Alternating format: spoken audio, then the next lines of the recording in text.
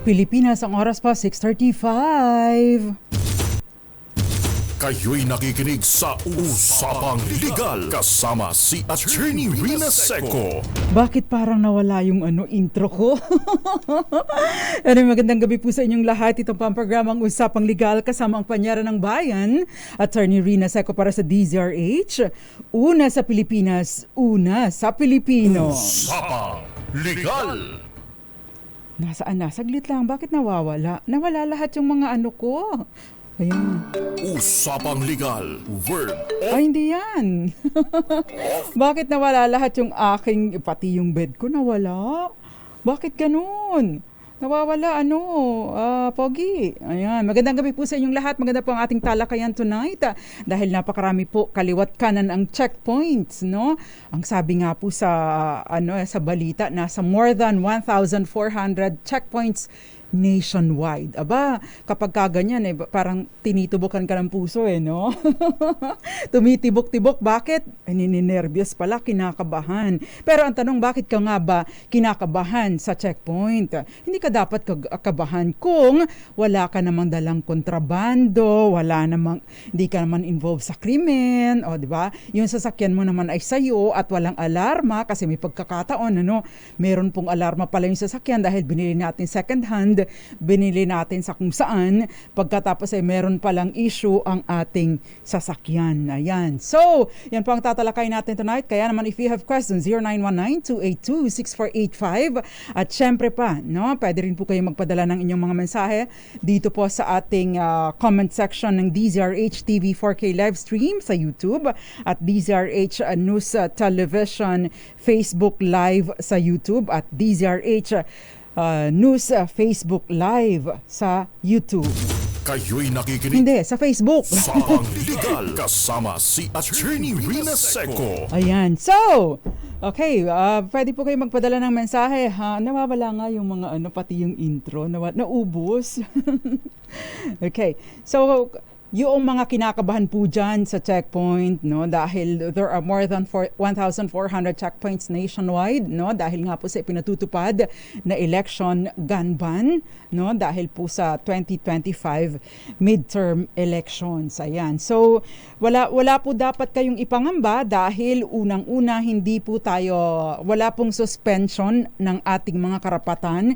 Merong suspension ng pribilehiyo, Yun pong automatically hindi muna, automatically siniset aside muna yung ating permit to carry or license to carry firearms. So, yun lang po, Kaya naman yung mga may baril dyan, kahit po ito ay yung, yung tawag doon sa pag naglalaro, Yung, bang tawag doon? Yung mga replica, Wag po ninyong ilalabas sa ngayon dahil maari po kayong maaresto sa paglabag sa COMELEC gun ban na ipinatutupad mula po January 12 hanggang June 11, 2025. Kayo'y nakikinig sa Usapang Legal kasama si Attorney Rina Seco.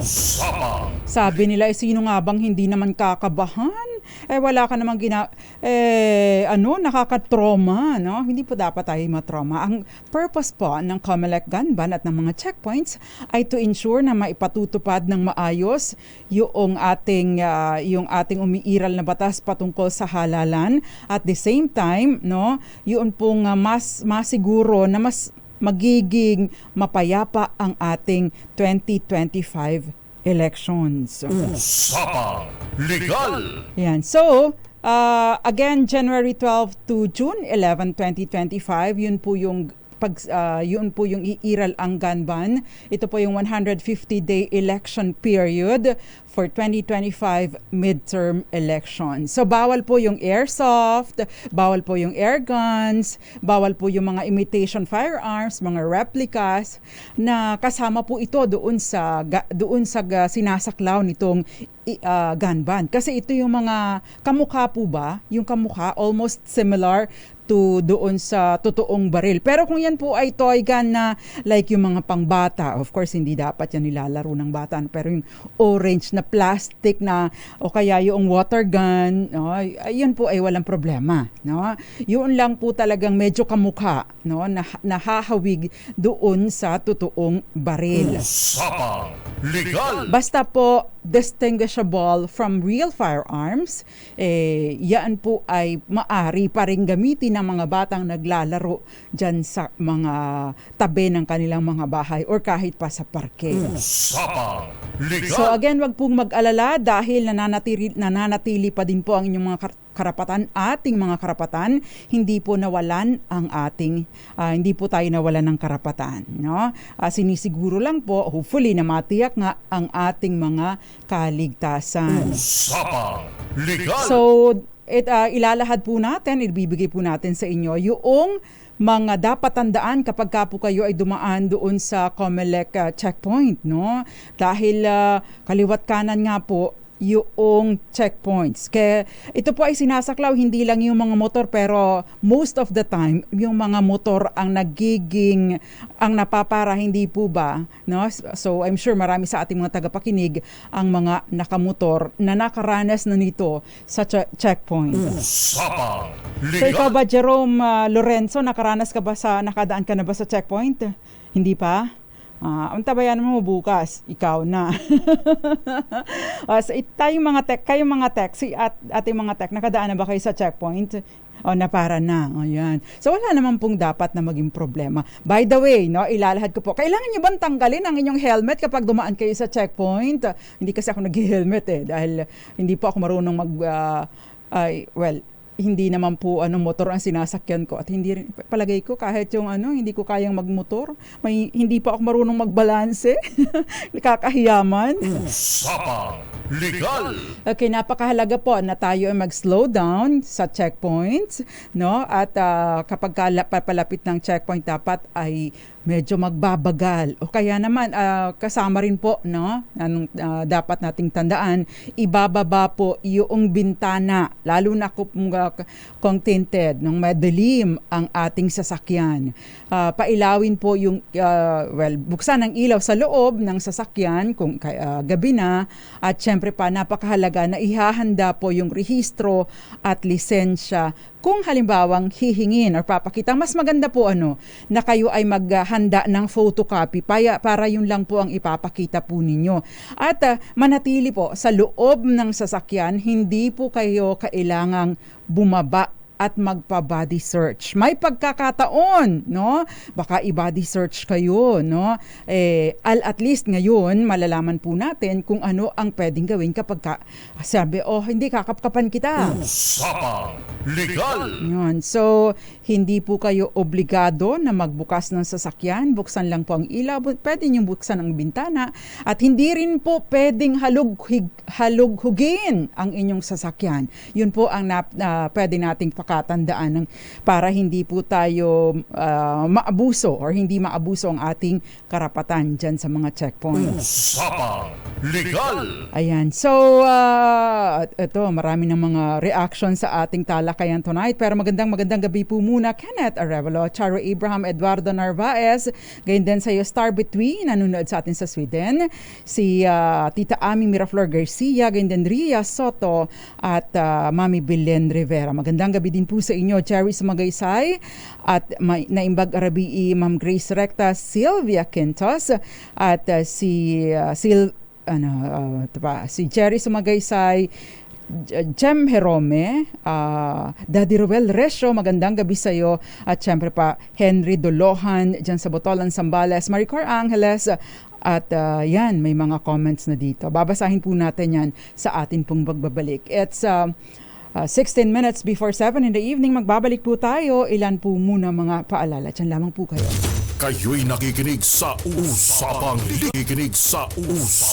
Legal kasama si Attorney Rina Seco. Usapang Legal.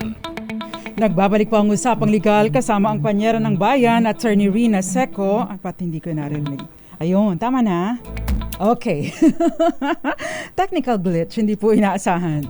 Okay, hanggang 7:30 po tayo ng gabi at meron po tayong ay ipagpapatuloy po natin ang ating talakayan patungkol sa mga checkpoints. Again, hindi po dapat nakabahan sa checkpoint, no? Maliban na lamang kung meron kayong mga kontrabandong dala, mga illegal na gawain, no? Pero kung wala po kayong mga ganoon, ay hindi po dapat na kinakabahan, no? Kasi pag kinabahan kayo, chances are baka ma-trigger, no? Maalarma, mapaisip yung baka mapaisip po yung nagche-checkpoint, nagmaman sa checkpoint, tapos sabi siguro may tinatago ito at ma-trigger pa ang further search. So wag po ninyong gagawin yun. Usapang Legal. Again, relax lang po, no? At ang gagawin ay syempre pag approaching a COMELEC checkpoint, magbabagal, magpapatay. Kung halimbawa po gabi, hindi naman po wag pong itututok yung ilaw sa kanila, tapos ay buksan po ang ilaw sa loob ng sasakyan at syempre pwede po ninyong ibaba yung salamin, no? Pero hindi po sila dapat pumasok sa sasakyan ninyo para maghalughog. Hindi rin po kayo pwedeng pababain para i-body search, no? At tanging tinatawag nating visual search lamang po ang gagawin. Plain view. Mayroon po tinatawag na plain view doctrine. Ano ba ang ibig sabihin nito? Hindi po maaring pabuksan yung mga compartment sa loob. Hindi po maaring maghalughog, no? At hindi po pwedeng, tanggalin mo yan jacket mo, titingnan ko, kakapkapan. Hindi po pwede. Kung halimbawa po, binuksan niyo yung bintana, nakabukas yung ilaw, umilaw, inilawan pa sa loob further, no? At doon may makitang illegal na bagay, saka pa lang po ito kukunin. Pero kung halimbawa po meron palang nakasiksik sa ilalim, pero hindi naman niya nakita, of course wag po ninyong gagawin. Violation po yun sa ating batas. Dahil ang parusa po kapag ka po nahuli kayong lumalabag sa COMELEC gun ban ay hanggang 6 na taon na pagkakakulong. Usapang Legal. Ito po ay hindi kagaya doon sa mga ibang krimen, na kapag ka pa napatunayang guilty, dahil mababa lang naman, 6 na taon. Sasabihin nyo, magpo-probation na lang ako, attorney. Attorney ba yung probation, no?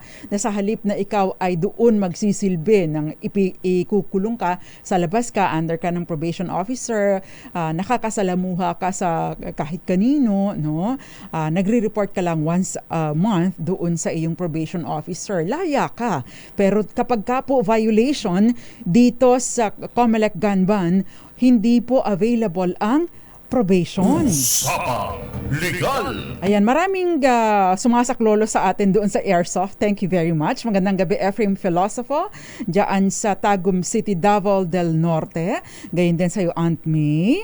Magandang gabi sa iyo. At syempre pa, si Rowena Bagay at Josie Colburn, magandang gabi sa iyo. At syempre pa yung mga nanonood sa atin, si Charo Abraham, sabi niya, may nabasa po ako pag sa checkpoint daw at pinabubuksan ang trunk ng kotse, huwag niyo pong bubuksan sa loob. Dapat po kayo ang magbubukas sa labas para makita niyo kung may itinanim na droga,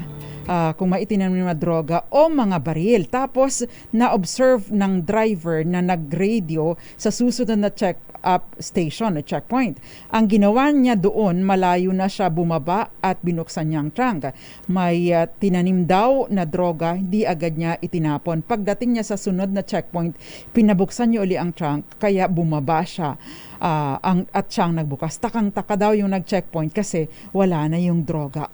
Nabasa ko din ito, pero it happened abroad, Miss Charo Abraham. Kaya lang kasi po, no, in the first place, hindi kayo dapat na nagbubukas ng trunk, no? Bawal po ito, no? So, wala pong dapat na pinabubuksan. Okay? Magandang gabi sa iyo, Archie Valencia, Mierna de la Cruz, Aris ba yun? Aris? Is that Aris or Arise? How do you pronounce your name? Morigames or Morigam? How do you pronounce your name? Magandang gabi po sa iyo. Bawal din po ba ang paglaro ng airsoft sa mga game site kahit na ang airsoft na gamit ay nirerentahan na sa game site? Game site hindi ita-transport. Actually, during gun ban, no? Hindi po kayo magdadala pero maaari po kayong pumunta doon. At by the way, kapag ka po kayo ay naglalaro dyan, dahil nakaranas din po ako na mag-member sa gun club. Kapag ka po kayo maglalaro dyan, kahit ngayon, like ganitong season, yun pong mga basyo ng bala ay hindi po ninyo dapat na ilalabas because that is still part of the gun ban. Maari po kayong makulong pa rin dahil sa paglalabas niyan. Usapang Legal! So hindi lang po yung mismong barel, kundi pati mga bala ay ipinagbabawal din po. So please remember that. Magandang gabi sa iyo, Josie Colborn. Big thank you daw. Magandang gabi sa iyo.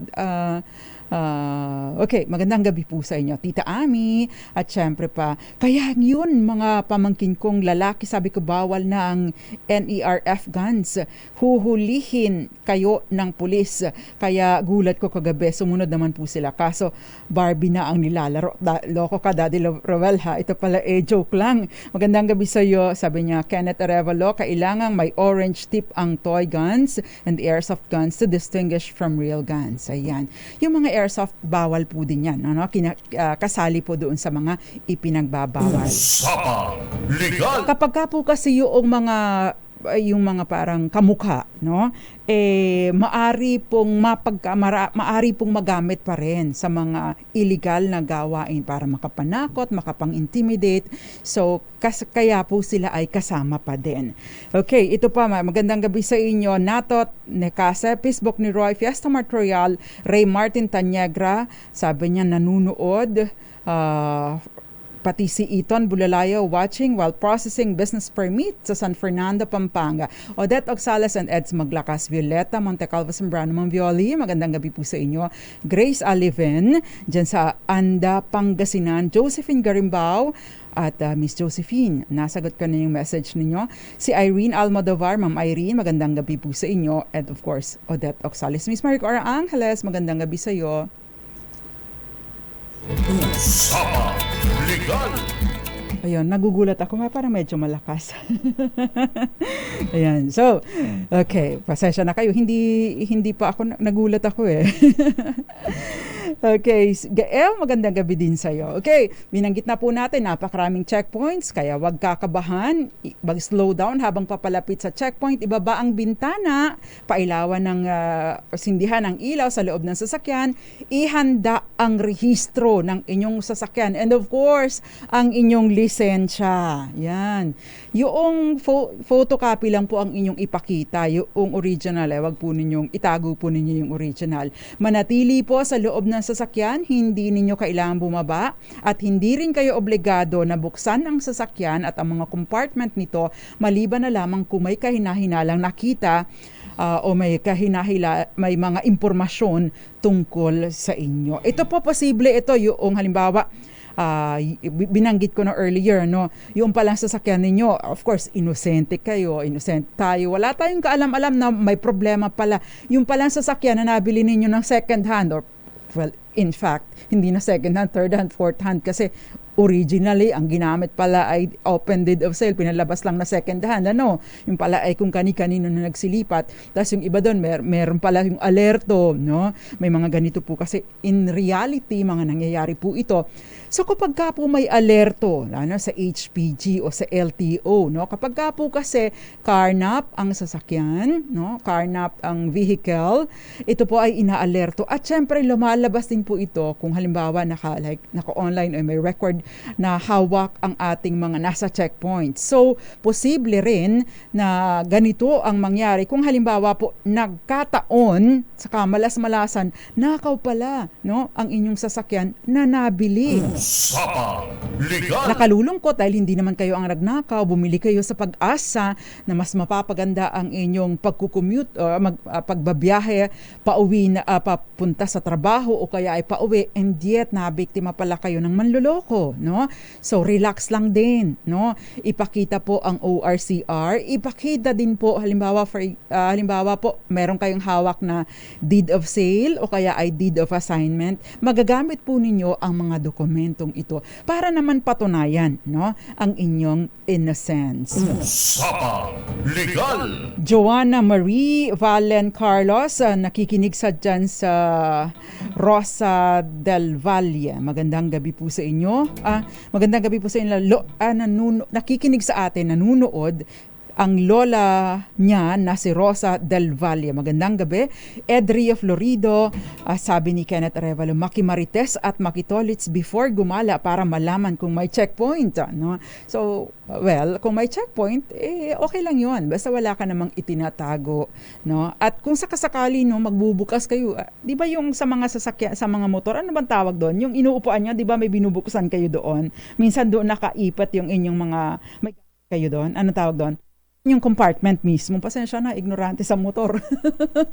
Malaking tulong ating technician eh. So kung minsan kayo ang bababa ng motor, bubuksan, wag po ninyong hahayaan na yung nagmaman sa checkpoint ang magbubukas nito. Kayo po mismo ang magbubukas. Kasi iwas disgrasya. Bakit? Kasi kapag kapos hinayaan ninyo na sila ang magbukas, paano kung nataon, no, na napunta kayo sa abusado at salbahing nagmaman sa checkpoint? In reality po, maaring mangyari ito dahil hindi naman po lahat ng mga pulis o nagmaman sa airport sa ating mga checkpoints ay mga matitino, no?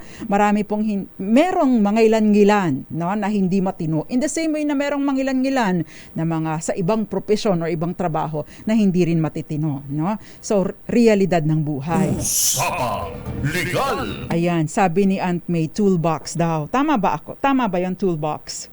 Iba rin yun. No? Yun din. Okay. So again, no, kayo po ang magbubukas pero hindi po kayo obligado na buksan ito. Kaya nga po, no, ang kopya ng inyong lisensya at ang inyong ORCR, dapat kung doon nyo nilalagay yung original sa loob, meron din kayo sa wallet ninyo para madali ninyong makuha at hindi nyo kailangan magbulatlat pa kapag nadaan kayo sa checkpoint. By the way, paalala po sa mga nag-iiwan ng record ng kanilang yung ORCR sa kanilang sasakyan. Pagkatapos ay iiwan ang sasakyan, no?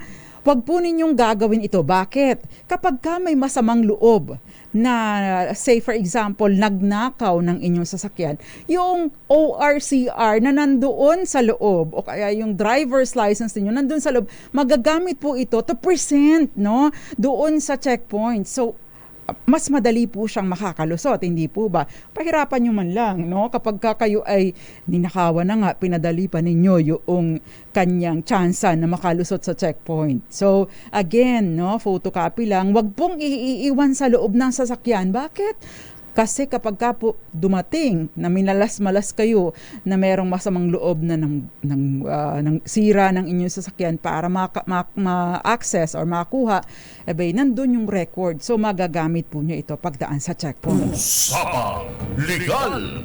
Ayan. So ano pa ba? Yung, again, inuulit po natin, visual inspection. Hindi maaaring mag-search ng thorough ang pulis sa checkpoint kung wala naman siyang warrant, no? Kailangan po ng search warrant. Ito po ay duly issued by the judge. So kung mga random, itong mga COMELEC checkpoints, wala po itong problema. Maliban na lang kung nag-match yung pangalan ninyo doon sa kasali sa mga mga wanted, no? At may record na ito si ABCDEF, no? Wanted pala ito, dumaan, nakita sa kanyang sa checkpoint o nakita yung sa lisensya niya, ito pala yon. Di pa pwede may pagkakataon, lalo na kung pareho nung pagkakataon na nangyari kay Ginoong Robin Padilla in 1996. Usapang Legal. Ayan, balikan po natin, no? Kasi ang sinasabi po natin,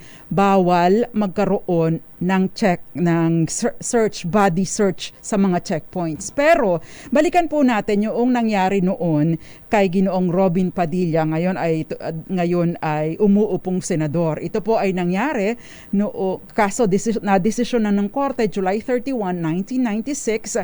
The case is GR number 121917, decided on July 31, 1996. Ang title ng kaso, Robin Padilla accused versus Court of Appeals and People of the Philippines. Ito po ay nangyari sa Pampanga, kung saan nakabangga po, nag-hit and run, no? May nabangga, may nabundol si Ginoong Robin Padilla habang nagda-drive ng kanyang Pajero, no?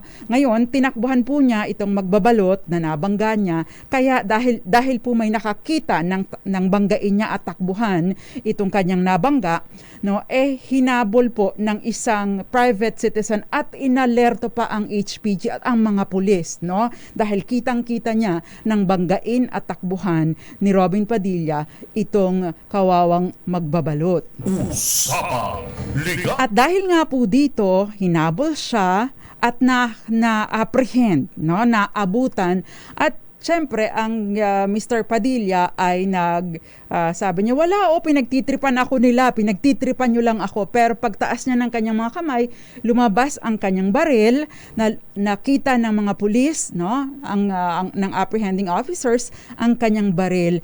Kaya naman, no, nag-conduct ng search ang ating mga kapulisan. Usapang Liga. At doon, mga matataas na kalibre ng armas ang nakita sa kanya at nakasuhan siya ng illegal possession of firearms and ammunition. In 1994, na-convict po siya at nasintensyahan na makulong ng 17 hanggang 21 taon. Yan, dapat makukulong siya ng 17 to 21 years, no? So noong 1997, itong si former President Fidel Ramos ay binigyan siya, nag-grant siya ng conditional pardon. Pero in 2016, no, binigyan po siya ng absolute pardon ni Pangulong Rodrigo Duterte. The reason kung bakit siya nakatakbo at nanalo pa sa public office. Usapang Legal. Kapag ka po kasi sa mga kasong ganito, lalong-lalo na dito ay noon na mataas yung, anong tawag doon, mataas yung penalty noon, no? Kapag ka po kasi ganito, merong kaakibat na tinatawag na civil interdiction or mga disqualifications, no? Ano ba yung civil interdiction na tinatawag? Ang civil interdiction, nawawala ng karapatan na mag-manage ng kanyang mga ari-arian habang in effect pa ang pagsiserve ng sentence, no? Pangalawa, nawawala ng parental authority and custody sa anak, no? So ibig sabihin hindi siya maaaring magdesisyon ng mga bagay patungkol sa kanyang mga minor de edad na anak. Pangatlo, nawawalan siya ng karapatan na bumoto, at pang-apat, nawawalan siya ng karapatan na tumakbo sa anumang posisyon sa gobyerno o ma-appoint sa anumang posisyon sa gobyerno. Kaya lang, because of the absolute pardon, nabigyan po ng pagkakataon na ma-restore ang mga karapatang ito ni Robin Padilla. Usapang Legal. So yun po ang nangyari. So yung pong original na dahilan kung bakit hinabol si Ginoong Robin Padilla ay hindi dahil gusto siyang i-search, kundi dahil gusto siyang inaresto sa ilalim po kasi ng batas, ano? Kapag ang isang tao is in the act of committing a crime, has just committed a crime, or is about to commit a crime, or gagawin pa lang, o kaya ay ginagawa na, o kaya naman ay ginawa na or katatapos lang, kagagawa lang ng krimen, maari siyang masubject sa warrantless arrest, no? Doon yun ang rason kung bakit siya hinabol. Nagkataon, no, nagwasiwa siya ng kamay at nakita ang kanyang baril at nag-trigger ng search, and that was a valid search. Usapang Legal. Kaya wag po kayong magbibigay ng dahilan, no, sa mga pulis o sa mga nasa checkpoint, no, sa mga nag-i-inspect sa checkpoint, na wag kayong magbibigay ng dahilan para mag-conduct ng further search sa inyo. That is the technique. Usapang Legal. Ayan, magandang gabi sa iyo, Florence Regalo. At syempre pa, magandang gabi din po sa inyo. Ay, bakit ang bilis ng takbo ng ating ng ating mga comments. Magandang gabi din sa iyo, Odette Oxales. At syempre pa, sabi niya, Ma'am Grace Recta, Boboy Puertos, at si Iton Bulalayo. Sabi niya, attorney, ang motor ko expired ng 1 year ang rehistro. Kapag na-checkpoint po ba ako, may violation po ba sa gun ban? Hindi po violation sa gun ban, no? Dahil hindi naman baril ang issue dito, kundi iba pong usapan dahil mali din po, no? Paglabag din po sa batas yung wala kayong valid na rehistro. Mangyayari dyan, maaring i-impound, no? Yung inyong motor o inyong sasakyan. Yun po ang dapat mag-renew na kayo ng lisensya. Usapang Legal! Bago pa kayo mahuli. 'Di ba? Kasi kailangan po talaga dala-dala ninyo ang inyong lisensya. Ayan, kapag kayo ay nasa daan. Kaya nga po, 'di ba, ipinagbabawal sa mga subdivision, yung mga gate ng mga subdivision na i-confiscate or iiwan sa kanila ang lisensya kasi kapag ka ikaw ay driver, dapat ay hawak mo lagi ang lisensya ng iyong lisensya na makapag-drive. Usapang Legal! Ayan, so i-renew na ha bago pa kayo, baka may nakakakilala sa inyo dito, no? In-announce pa naman natin, maano kayo dyan, matambangan kayo dyan, masabihan na, yan, si Iton Bulalayo, walang lisensya, iulihin na natin. Nakakakilala, baka merong nakakakilala sa inyo. Sabi niya, Rudy Valpalma, good PM po, yung bala na ornament na nakasabit sa leeg, keychain sa susi ng sasakyan, bawal po. Actually, bawal po yung mga yan eh. So, hindi po dapat na ginagawa na kung ano-ano. Di ba yun yung mga naging issue in the past? Even dyan sa airport, di ba? Usapang Legal! Magandang gabi sa iyo, Marcelo M.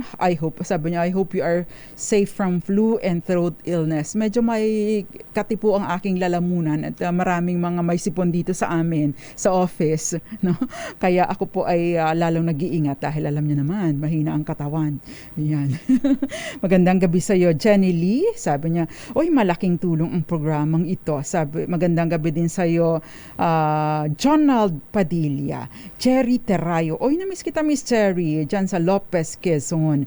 Si Ma'am Grace Recta, sabi niya, baka mag-plant ng drug sa toolbox. Importante nga po ito kasi 'di ba may mga nangyayaring ganyan. No, in fact, no, kailan lang po 'yun yung may hinawakan akong kaso dati, no, na nag-plant, no, college student may nag-plant ng droga sa kanya. No? At actually acquitted naman po, pero imagine the trauma, no, at yung stress, no, tapos aaresto, di ba? Kapag droga pa naman ang involved, syempre mas mataas po yung parusa, jail term, at maliban pa doon, alin lang doon sa mga violations ng Comprehensive Dangerous Drugs Act ang bailable. Usapang Legal! Ang sabi ng GL ay ginagawa nga raw agimat. Totoo! Huwag niyong ginagawang agimat. Hindi totoo yan.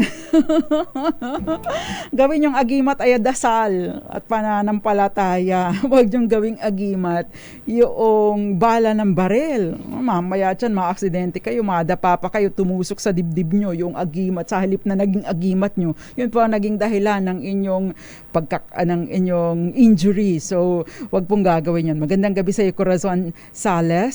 Meron po bang permit to carry ang mga may-ari ng sasakyan kasi kadalasan may mga baril ang mga nakikipag-away pa? Pagdating po sa gun ban, no, lahat po ng mga in-issue na permit to carry or license to own and permit to carry, or license to, dalawa po kasi ang requirement pag kayo ay may baril. Una, license to own, o ibig sabihin makabili ka at magmay-ari. Pero hindi po nangangahulugan pag may license to own or permit to own a firearm, pwede mo na siyang dalhin kahit saan, no? Kailangan mo pa rin ng permit to carry, no? Yung baril mo, kailangan mo pa rin ng permit to carry para madala mo kung saan mo gusto. Pero dahil nga po sa gun ban, no, deemed suspended, kumbaga kanselado muna, no? Temporarily suspended po yung mga licenses na yan or mga permits na yon dahil bawal munang ilabas, no, sa inyong bahay ang inyong mga barel. Maliban na lamang kung nakakuha po kayo ng exemption, which is to last, yung mag-a-apply po kayo hanggang May 28, 2025. No? Pero hindi po lahat ay napagbibigyan sa application na ma-exempt doon sa gun ban. Usapang Legal. Toolbox or saddlebox po para sa mga compartment ng motor. Listening from South Carolina, USA, si Lord Chill Susbilia. Magandang gabi po sa inyo. Thank you very much for your help. No? Alam niyo po, habang nagdi-discuss ako dito, nakaupo ako dito, natututo din po ako sa inyo. So, mutual po ang ating learning. So, thank you very much for your help. Okay? So, again, bawal po ang mga extensive searches, no? Meron lamang po or pinapayagan lamang po ito kung merong probable cause at walang time para kumuha ng warrant. Again, ang example po nito, the Robin Padilla case. Usapang Legal. Okay. Paano naman kung may nagtip, attorney, may nagtip dun sa pulis, may dala daw yan na barel. No, hindi po basta-basta ganun. Yung mga tip na ganun, kung may meron na palang advance na information, abay, hindi po pwede na maghahalughog. Kumuha sila ng search warrant. No? Kapag kayo mga tip na ganyan na hindi naman reliable, kailangan po kasi ay magkakandak din ng kahit pa paano investigasyon, pag-aaralan din kung totoo nga ang impormasyon, kasi baka mamaya minaritest lang, no? Tinolits lang pero hindi naman pala totoo, di ba? Chismis. Usapang Legal. Yung mga nasa checkpoint naman po, dapat naka-uniforme, naka-uniform and clearly na-identify yung kanilang mga pangalan. Dapat din meron po silang mission order to conduct the search at syempre meron po mga pangalan doon, di ba? May mga parang checkpoint, mga notices doon, parang not really a billboard pero nakalagay doon yung pangalan ng head nila, ay clearly identified. So malalaman po ninyo kung ito ay baka ito'y nagpapanggap lang o kung ito ay totoo dahil mabe-verify po ninyo yung kung sino ang head, no, ng checkpoint. Usapang Legal. Sabi niya, pinaka-common po na nadadali sa checkpoints ang nakamotor. Bakit po yung mga magagandang sasakyan hindi naman abala sa mga riders? Totoo ba ito? Hindi ko alam. Pero hindi po, kumbaga, wala pong sinisino dapat. No? Kapag kayo ay na-timingan, susunod po tayo doon sa ipinaiiral ng COMELEC or pinaiiral ng batas. Usapang Legal.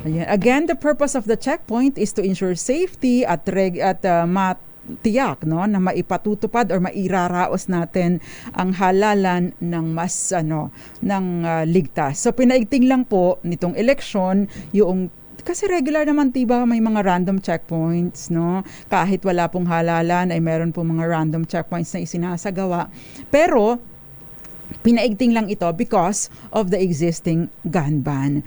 Paalala po, always wear your helmet, bring your driver's license, at syempre yung ORCR, at do not bring any deadly weapon. Bagaman at halimbawa kayo ay talagang shooter, no? Attorney, sharp shooter ako no? Magaling akong bumaril. Ngayon, useless ang galing mo kung ikaw ay wala namang exemption sa gun ban. Kaya wag munang ilabas ang iyong baril kahit meron kang lisensya, no? Kung wala kang exemption, hindi pa rin ito maaari. Usapang Legal. Magbabalik po tayo at babasahin pa natin ang inyong mga messages. I'm learning from you guys, so keep the messages coming at binabasa po natin yan. Magbabalik po tayo. Ilan po muna mga paalala, tiyan lamang po kayo. Kayo'y nakikinig sa Usapang Legal kasama si Attorney Rina Seco.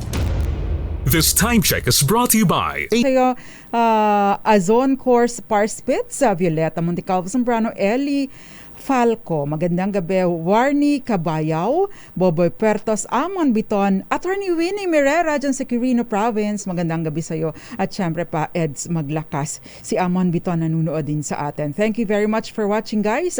And please keep the messages coming dahil binabasa ko rin po ito. Yun po mga ibang nagpapadala ng private messages ay pasensya na po kayo, hindi ko po matapos-tapos pero sumasagot po ako paunti-unti. Si Ma'am Cherry Terayo, nagkopra kami ng mister ko kaya absent ako ng ilang araw. Okay lang yan, Ma'am Cherry. Ngayon ay nasa 60 pesos daw ang per kilo ng kopra sa Marinduque. Tama ba ang pagkakaalam ko? Pagkakaintindi ko? Magandang gabi din sa iyo, Miss Ellen Fulido at syempre Ria Soto. Ayan, ang dami niyang messages. Thank you very much. Okay, merong question dito yung tungkol sa kailangan ba daw tanggalin ang helmet ng mga nakamotor kapag dumaan sa checkpoint. Hindi po ninyo kailangang tanggalin ang helmet. Again, hindi kayo pwedeng i-search. Pero pwede po kayong mag-volunteer tanggalin, but hindi kayo pwedeng pilitin. Ang gagawin po ninyo, iaangat po ninyo, ang sabi ng aming technician dito, yung visor para po makita yung inyong muka. Ayan. So, of course, we treat our police officers with respect. Magandang gabi po, sir. Good morning po, sir. Magandang tanghali po, sir. Mababait naman sila, no? Huwag lang tayong aaktong mayabang kapag kakaharap sila. Mababait sila. Marami na po akong pagkakataon, na minsan hindi ko po ipinagyayabang pero nagkakamali din po tayo. Minsan malaki po kasi akong tao, mabigat mabigat ang pa ako. Minsan napapabilis ako ng takbo lalo na dyan sa Skyway. Minsan lumalagpas ako sa speed limit. Naku sir, pasensya na po kayo. Magandang umaga po. Mababait naman po sila. Kapag kayo mga simpleng traffic violations, kapag hindi naman tayo arrogante sa daan, lalo na yung, kasi mga HPG po ang nandyan sa nandyan sa Skyway o kaya nasa NLEX, SLEX, di po ba? Kapag may mga naka-station dyan. Usapang Legal. Even our MMDA personnel, mga mababait naman po sila, except dun sa isang mama na humabol dito sa akin dahil ewan ko kung anong rason. Hinabol ako mula doon sa may not Bendia, dyan sa may Bendia dyan, no? Hinabol niya ako dahil hindi ko siya nabantayan dahil kapag kapo traffic o kaya nagda-drive ako, pakanta-kanta. Sumasabay po ako, nagko-concert po ako sa sasakyan. So hindi ko siya napansin. Binubusinahan pala niya ako ng sobra-sobra. Pagdating dito, nakita niya dito sa may tapat ng building namin, ang tinatanong siya ng gwardiya namin kung bakit. Siguro nakita dito, kasi daw muntik na daw akong mabangga noong bus. Hindi ko maintindihan, ako ang babanggain, pero ako ang hinabol niya. Di po ba? Ang weird. Pero totoo naman po, dahil merong balasubas na driver ng bus na talagang nanggigit-git. Matino naman po ako sa daan kapag nagda-drive ako as much as possible. Hindi ako nakikipag-git-gitan, bahala kayong mauna. Hindi rin, kaya as much as possible, hindi tayo nagmamadali sa daan. Usapang Legal. Pero maliban doon sa experience ko na yon, generally, mababait naman po ang mga MMDA personnel. Mababait din ang ating mga nasa mga alagad ng batas. May ilan-ilan lang talaga, which is normal and common. Ayan, magandang gabi sa iyo. Ito pa, maraming mga nanunood. Boboy Puertos. At yung iba, hindi ko kasi, nagsasabay-sabay kasi ng dating, tapos ang bilis. Eds Maglakas and Odette of Sales. Magandang gabi po sa inyo. Freddy Oredina, magandang gabi. At yung iba pa pong na mga nanunood sa atin. Okay, so again, hindi po kailangan tanggalin ang helmet, itaas lang po ang visor. Ito, ano ang nangyayari? Attorney, ano po ang mangyayari kapag may aksidente at inaresto ang nakabangga? Pwede bang pilitin ang nabangga na mag-areglo? Ang settlement po ay ini-encourage, ini-encourage po ito, pero hindi po ito mandatory. Compromise is encouraged, pero kung hindi kayo nagkakasundo, tuloy po ang kaso. Ngayon, kapag po yung nakabangga, ay inaresto, dahil syempre, Siyempre, meron po tayong kapag sa oras na yun ay inaresto din siya. Pwede po yun, warrantless arrest. Kasi meron po tayong tinatawag na in flagrante delicto, in the act of committing a crime. Bagaman at hindi po sinasadya, no? Yun po kasi makabangga ka, may ma-injure, reckless imprudence resulting in either homicide kung namatay, damage to property kung nasira yung sasakyan, o kaya physical injuries kung meron pong nasaktan, no? Kapag ka po ganyan, magsasagawa po ng inquest. Ano ba yung inquest? Di po pa, normally kapag ka may kaso ka, dadaan ka sa prosecutor's office, magsasabit ng affidavit, complaint affidavit, counter affidavit, reply, pagkatapos ay rejoinder. Kapag ka po ganito, nahuli without warrant, no? Valid warrantless arrest, isa sa ilalim po sa inquest para tingnan, no, sa halip na preliminary investigation na sa ganung proseso, para tingnan kung meron bang dahilan o meron bang sapat na rason para ipagtuloy-tuloy ang kanyang ikulong, at the same time kung nararapat na isampa ang kaso sa korte or kung dapat na ba siyang palayain. So, depende po sa magiging resolution doon sa inquest. Ayan. Usapang Legal. So, yun po ang mangyayari. Kapag ka po hindi nagkaareglo, so tuloy-tuloy po. Pero, meron pong requirement na from the time of the arrest, maisampa agad yung kaso. Meron pong number of hours lamang na specific po sa ating rules of court. 12, 18, and 36 hours. Depende po sa gravity ng kasalanan o ng kaso na isinampa or isasampa sa kanya. Ayan. Usapang Legal. Ang bilis ng oras, pero maraming salamat po June Aggalot. Magandang gabi dyan sa nanonood sa atin sa Santa Ana, Manila. Yung mga iba pong nag-message sa atin, unti-unti pong sinasagot ko yung inyong mga messages. But please follow, like and share our discussion tonight sa ating DZRH TV 4K live stream, o kaya naman ay sa DZRH News or DZRH News Television Facebook pages. Ito po yung ating mga official pages. Nakasama ko po sa kabilang side, Jeric Barreto and Norman Moraga. Ako po ang panyera ng bayan, Attorney Rina Seco. Magsama-sama po tayo. Saturday, meron po akong hukumang pangtahanan. Maganda po ang ating discussion doon. At syempre, on Tuesday ulit at saka Thursday. Ako pa si Attorney Rina Seco para sa DZRH. Una sa Pilipinas, una sa Pilipino. Sumainyo